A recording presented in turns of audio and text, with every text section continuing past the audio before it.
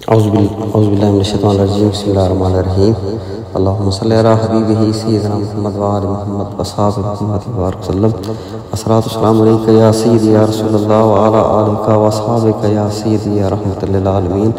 یا رحمۃ للعالمین انت شفیع المذنبین ادرک لنا یوم الحزین فضل وجود والکرم فضل وجود والکرم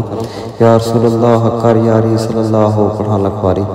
میں اس وقت موجود ہوں دوستوں مکہ مکرمہ میں، جنت المعلا قبرستان، جو کہ جنت دنیا میں ہی جنت ہے، سبحان اللہ۔ اس کے کیا کریں، یہاں پر آرام فرما ہے میرے آقا کریم صلی اللہ علیہ وسلم کی زوجہ سیدہ ام المومنین خدیجۃ الکبریٰ رضی اللہ عنہا، اما خدیجۃ الکبریٰ رضی اللہ عنہا، اور ان کے ساتھ مزار مبارک ہے جناب سیدنا ابو طالب رضی اللہ عنہ اور حضرت عبد المطلب رضی اللہ عنہ، جو کہ نبی کریم صلی اللہ علیہ وسلم کے دادا اور نبی کریم صلی اللہ علیہ وسلم کے پیارے شفیق چچا حضرت ابو طالب رضی اللہ عنہ کی مزار مبارک ہے۔ دوستو دنیا میں سب رشتے، سب ناطے، سب نسب جو ہے ختم ہو جائیں گے۔ جن کا نسب آج تک چل رہا ہے اور قیامت تک چلتا رہے گا، یہاں پر وہ دو عظیم ہستیاں موجود ہیں جن کو جناب سیدنا ابو طالب رضی اللہ عنہ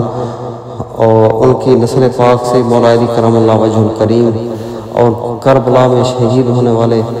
سارے کربلا میں آپ دیکھیں حضور سیدنا ابو طالب رضی اللہ عنہ کے آل مبارک شہید ہوئی، سیدنا امام حسین رضی اللہ عنہ، جناب مسلم بن عقیل، سیدنا عقیل رضی اللہ عنہ کے بیٹے، جو کہ حضور نبی کرم صلی اللہ علیہ وسلم کے چچا حضرت ابو طالب رضی اللہ عنہ کی اولاد اور حضرت ابو طالب رضی اللہ عنہ کے شہزادے، ان کے پوتے مولا علی کرم اللہ وجہ الکریم کے شہزادے، حضور نبی کرم صلی اللہ علیہ وسلم کے شہزادے، جنت کے سردار سیدنا امام حسین رضی اللہ عنہ۔ سید کا نسل جو ہے ساری دنیا میں قائم و دائم رہے گا، رہے گا۔ اور میں ان دو عظیم ہستیوں کی قربانیوں کے اوپر کافی بار عرض کرنے کی کوشش کرتا ہوں، لیکن میرے پاس الفاظ ہی نہیں ہیں کہ ان کی بارگاہ میں کچھ عرض کر سکیں۔ بس اتنا ہے کہ جب حضور پیارے آقا صلی اللہ علیہ وسلم کے اوپر کفار مکہ ظلم کے پہاڑ ڈھاتے تھے، تو یہ دو عظیم ہستیاں حضور نبی کرم صلی اللہ علیہ وسلم کو سہارا دیتی تھیں۔ حضرت ابو طالب رضی اللہ عنہ کے ہوتے ہوئے کفار مکہ کو کبھی بھی یہ جرأت نہ ہوئی کہ وہ آپ کے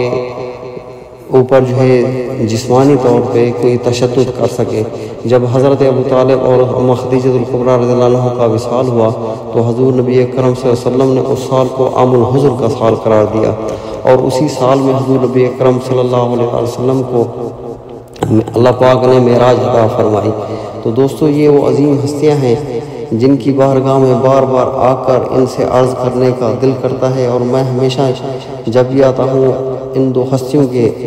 وسیلے سے حضور نبی اکرم صلی اللہ علیہ وسلم کی بارگاہ میں عرض بھی کرتا ہوں، اللہ پاک کی بارگاہ میں بھی عرض کرتا ہوں، یا اللہ ہمیں ان دو ہستیوں کے صدقے میں دنیا و آخرت کی بھلائی عطا فرما، ہمارے آباء و اجداد مسلمان جو اس دنیا سے رخصت ہو گئے ہیں ان سب کی مغفرت فرما۔ ان دو ہستیوں کو سلام کرنے کے علاوہ